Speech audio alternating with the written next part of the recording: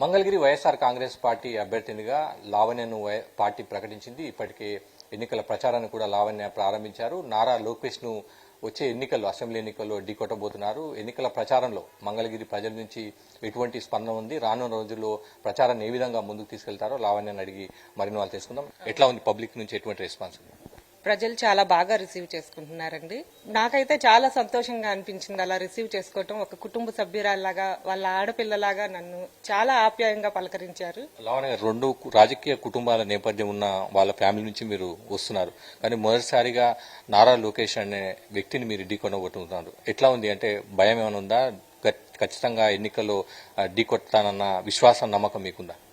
నేను ఖచ్చితంగా గెలుస్తానండి. ధైర్యంగా ముందుకు వెళ్తాను. ఎందుకంటే నాకు ఇక్కడ ఫ్యామిలీ మెంబర్స్ సపోర్ట్ కానీ, ఇక్కడ మా చేనేతల సపోర్ట్ కానీ, అలాగే ఎస్సీ ఎస్టీ మైనారిటీలు ఇంకా వెనుకబడ్డ కులాలకి అన్నిటికీ నేను ప్రతినిధిగా ఉన్నాను. ఇప్పుడు అందరి సపోర్టు నాకు ఉంటుంది. అందరి సపోర్టు తోటే నేను ముందుకు వెళ్తాను. రాజకీయ నేపథ్యం ఉన్నప్పటికీ మీ మదర్ మాజీ ఎమ్మెల్యే ఉన్నారు, మీ మామగారు మాజీ మంత్రిగా ఉన్నారు. వీళ్ళంతా ఉన్నప్పటికీ మీరు ఎన్నికల్లో క్రియాశీలక రాజకీయాలకు వస్తాననుకున్నారా? రావడంతోనే ఒక కీలక నేతతో ఢీకొడతానని కూడా అనుకున్నారా?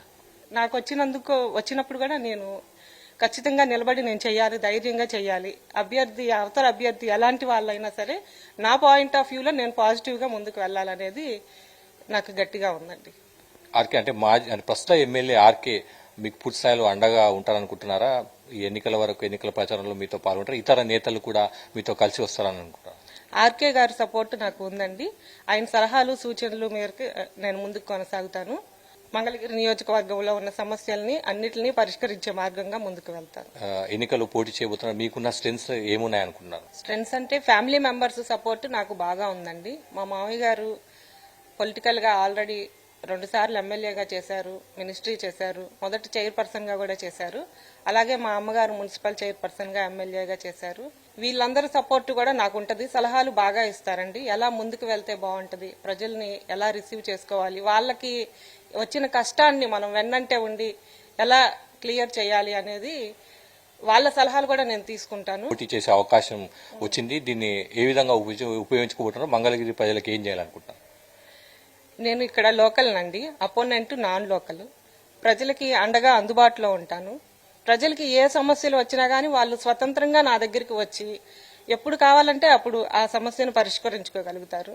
అపాయింట్మెంట్లు అంత సీన్ అయితే మన దగ్గర ఉండదు అనమాట. అంతా క్లోజ్ గా ఉంటాము.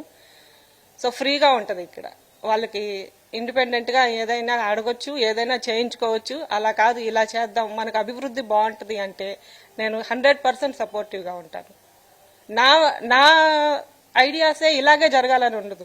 ఒక చేంజ్ కోసం ఇలా చేద్దామని గట్టిగా నాతో చెప్పి చేయించుకోవచ్చు ప్రజలు. ఖచ్చితంగా ప్రజలకు నిత్యం అందుబాటులో ఉంటానని, మంగళగిరి అసెంబ్లీ నియోజకవర్గ ఎన్నికలో గెలుస్తానన్న ధీమాను కూడా లావణ్య వ్యక్తం చేస్తున్నారు. కోటితో కలిసి రాఘవేంద్ర, ఎన్టీవీ, మంగళగిరి.